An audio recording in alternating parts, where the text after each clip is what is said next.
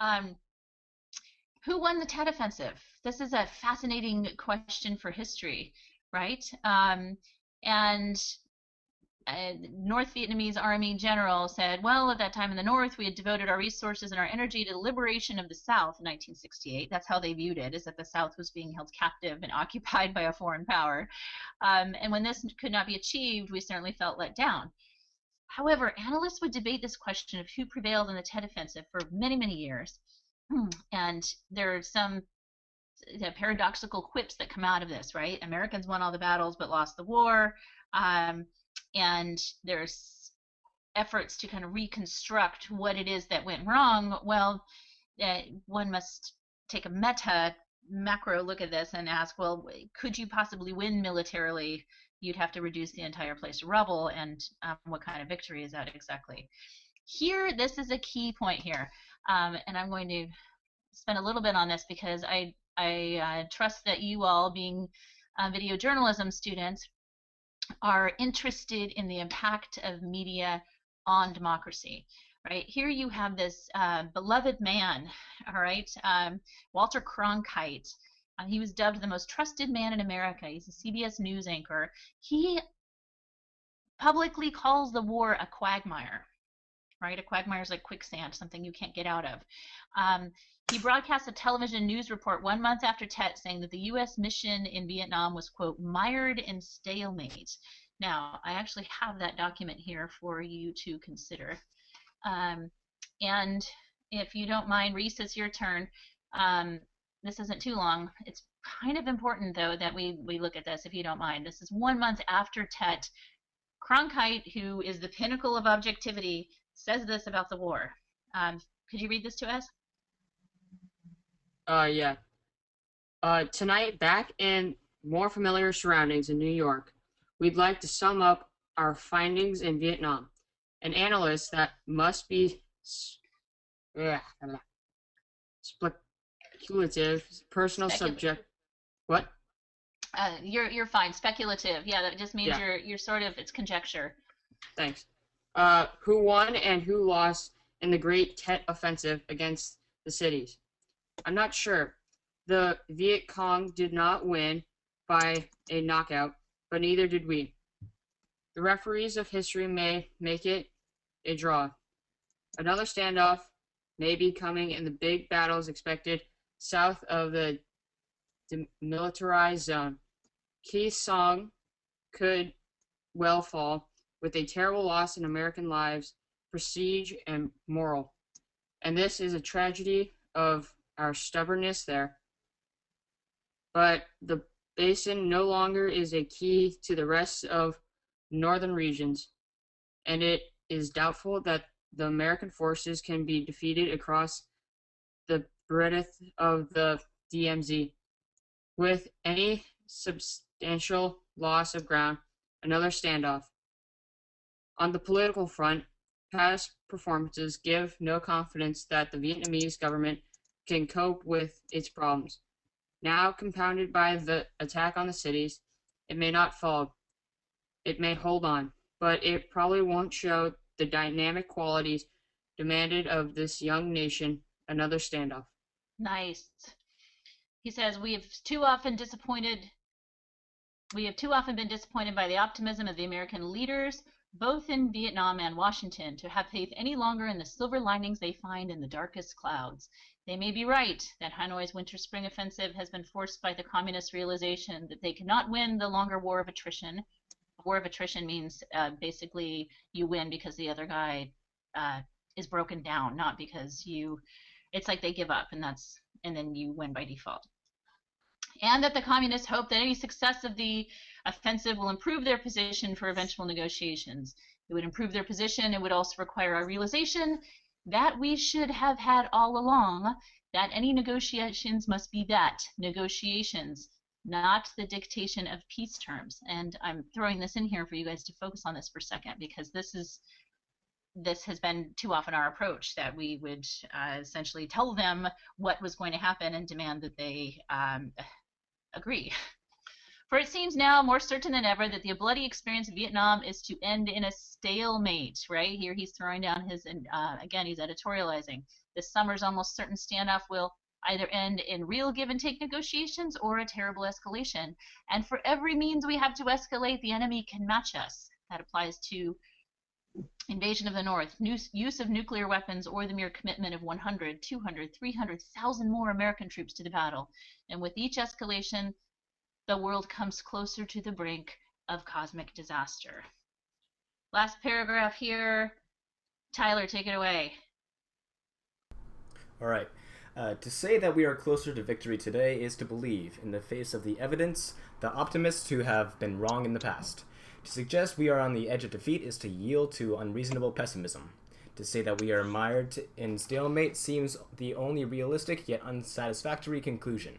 On the off chance that military and political analysts are right, in the next few months we must test the enemy's intentions, in case this is indeed the last big gap before negotiations. But it is increasingly clear to this reporter that the only rational way out then will be to negotiate, not as victors, but as honorable people who lived up to the pledge to defend democracy and did the best they could. This is Walter Cronkite. Good night.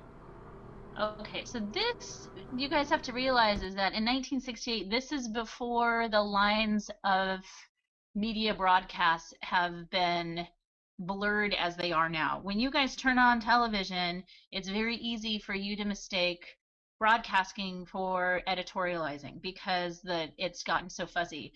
The format's the same. You have these talking heads who are basically giving you their own opinion, but it's masquerading as news reporting, right? Cronkite here comes straight. This is a very bold move for the time. And you might be reading this going, oh, well, we hear Rachel Maddow or we hear Bill O'Reilly or some of these other characters giving their opinions all the time. This was not the role of journalists back in 1968, right? Your job was to report. Your face is impartial. You don't raise your eyebrows or give a little sarcastic wink, right? You are just telling it like it is. And here he is. This is the fourth estate, right? And by fourth estate, we mean we got three branches of government, and then the fourth is the media. They're supposed to be impartial. He's coming straight out and saying, this thing is a stalemate. We're stuck. We're in a standoff. He uses the word a couple of times, right? Standoff here, standoff here. And where are we going from there, right? He mentions it, there's repetition in this. And this influences public policy in ways that the federal government actually found subversive. I don't think that's too strong a word. So what role did the media play in portraying the Vietnam War to the general public? This is another famous quote, right? The war was fought in the living rooms of America. Did we lose it in the millions of living rooms in America before we lost it on the battlefield? Many Vietnam veterans will answer yes to that question, right? You got Dan Rather, who, I mean, these people are historical figures to you, but I grew up watching these guys, right? You have this very bold journalism, right? They're out in the field. There's people burying bodies behind them. There's explosions going on. They're being helivaced out. This imagery is shocking to the American public, who had basically believed the rosy reports of the war. This comes to be known as the credibility gap, right? This is, whoa, let's go back. This is a contrast between what the administration, the military is reporting to the public and the reality depicted in the news media. This causes the American public to turn against the war. And this is fused with already a bubbling discontent socially at home, right? So you have these protests in the street. The Tet Offensive actually scored a political victory for the North Vietnamese here at home. Washington Mall, Americans protesting. You've got this is really early on, right? These are Quaker women taking silent protests. These aren't hippies here. This is running across the spectrum. You're getting what's called odd bedfellows. You've got civil rights activists blending with draft dodgers, blending with feminists and peace activists and the Loveniks and the whole music cultural make love not war explosion is going on. And Meanwhile, right, America's coming unglued at its seams with the civil rights movement, and then this war crystallizes it, right? It's the thing that brings people together in unified disgust with the government. New York Times writer James Reston opined about this. Let's see, whose turn is it? Dylan, can you read this to us? The time has come to call a spade a bloody shovel. This country is in an undeclared and unexplained war in Vietnam. Our masters have had a lot of long and fancy names for it, like escalation and retaliation, but it is a war just the same. Okay, excellent. Nice work. These are young men like yourselves. Imagine going to school and you got a young man on your right and a young man on your left, right? And two of you are going to get drafted. Right? These are mandatory conscriptions. This fuels the public demonstrations against the war. These young men are burning their draft cards. This is a federal offense, right? You guys have to register for the selective service when you turn 18. Like it or not, it still exists.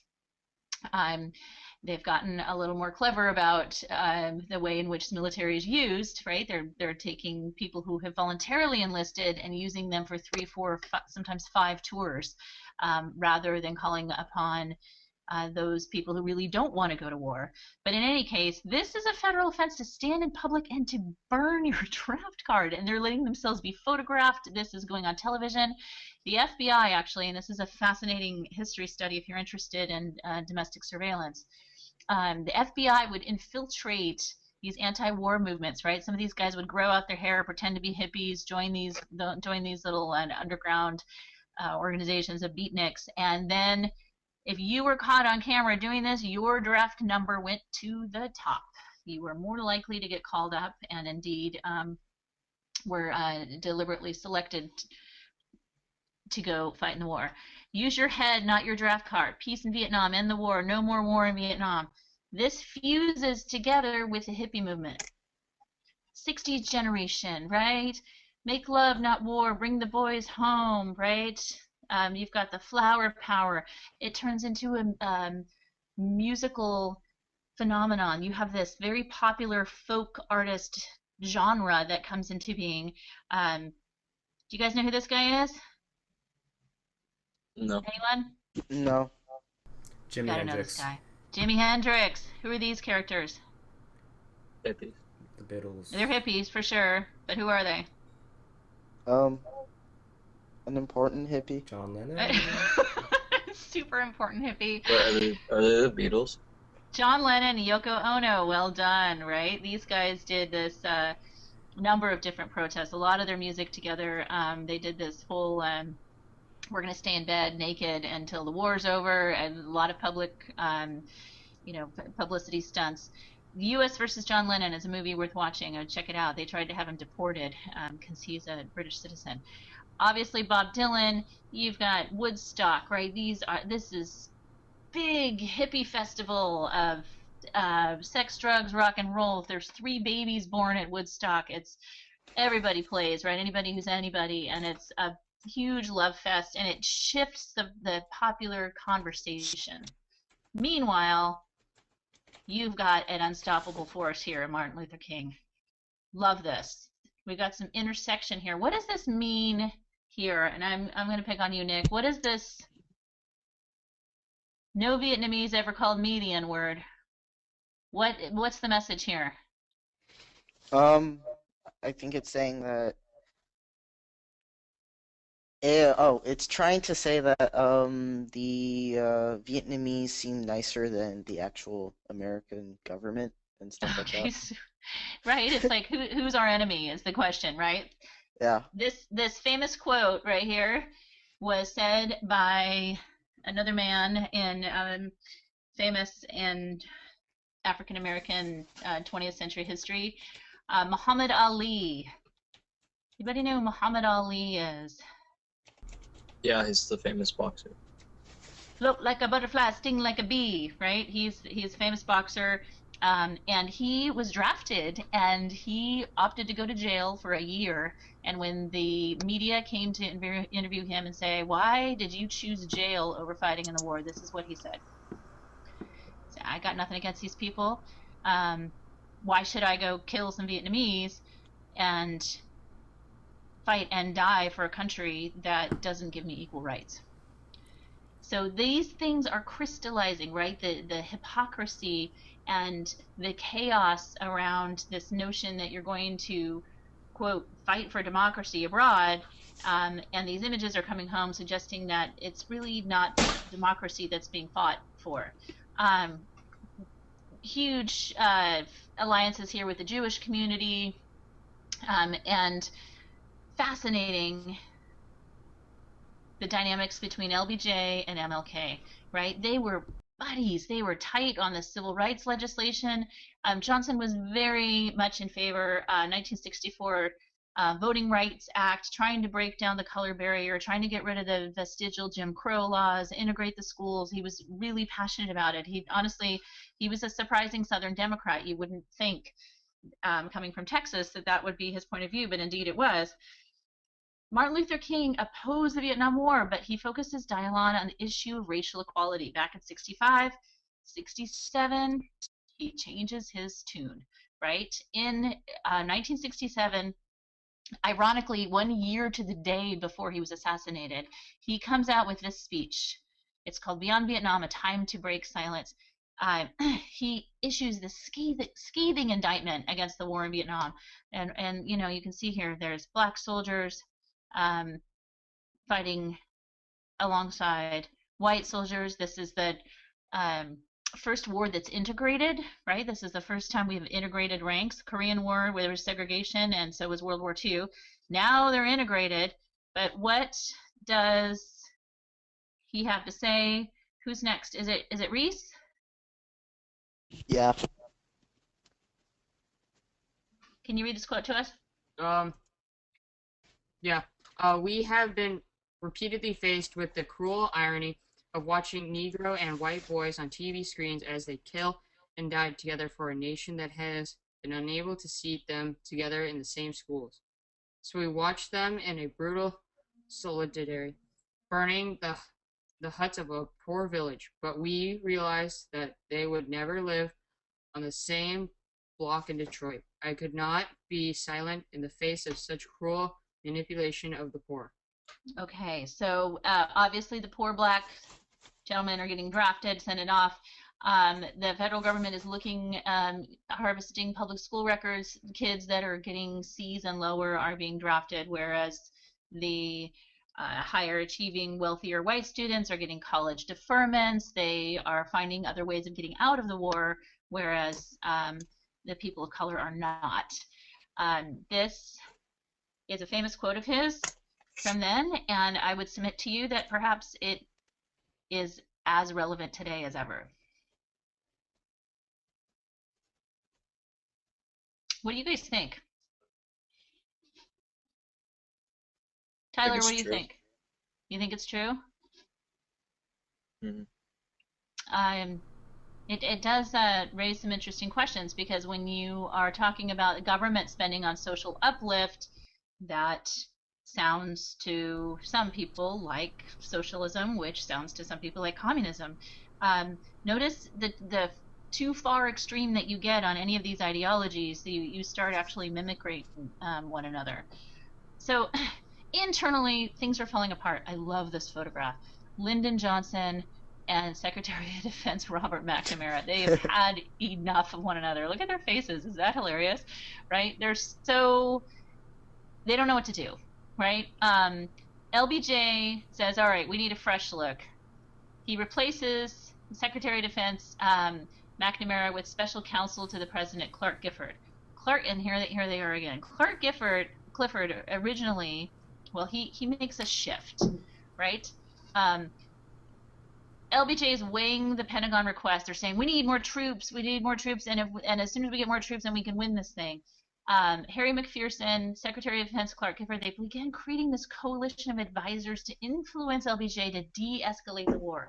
Now you realize, of course, when you're in a room like this with the president, with all of these brass, and there's all of this pressure, you are courting career suicide if you say the wrong thing. So there's actually a phenomenon, a psychological phenomenon of yes men, right? Where he might be assembling everybody to get counsel and divergent point of views and creative thinking and let's have a dialogue, brainstorming of possibilities. A lot of the people sitting here are so awestruck by the fact that they're at the table and they don't want to do anything to jeopardize their own positions that you get this phenomenon of yes men. So behind the scenes, these guys start asking themselves some key questions.